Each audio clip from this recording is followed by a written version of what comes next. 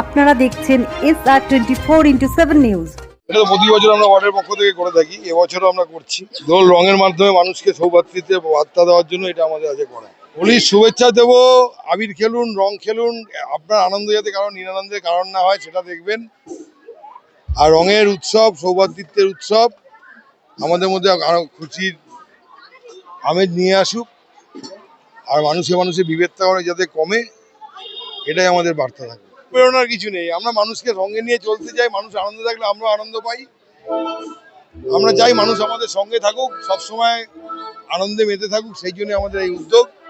আরো আমরা একটা অভিনব প্রোগ্রাম করবো 8ই জানুয়ারি আন্তর্জাতিক নারী দিবস উপলক্ষে, সেটা আমি এখন বলছি না, সেটা এখন অব্দি এটা হয়নি, এটা হবে 8 তারিখে। একটা ভূমিকা নেবেই, এসআইআরটা আমাদের ভূমিকা নিত না, কিন্তু ভোটার লিস্টটা বেরোনোর পর যেটা আমরা দেখছি, মানুষকে জোর করে ভোটদান থেকে বিরত রাখার জন্য একটা বিজেপির চক্রান্ত নির্বাচন কমিশনকে সঙ্গে নিয়ে। আমরা নিজেদের ওয়ার্ডেও দেখি বহু লোক যাদের বাবা মার 2002-তে নাম আছে, ইভেন নিউ ভোটার যাদের 18 বছর বয়স অ্যাপ্লাই করেছে, তাদের তো এত কিছু লাগার প্রয়োজনই ছিল না, তাদের নামগুলো আস্তে আস্তে কেটে দেওয়া হচ্ছে। ইভেন লোকসভা ভোটের নতুন নাম উঠেছিল, ভোট দিয়েছে, বিধানসভা ভোটের আগে এখন তাদের নাম নেই। আমরা সেগুলো নিয়ে একটা বড় জায়গায় দিদি অলরেডি ধর্নার কর্মসূচি ঘোষণা করেছে।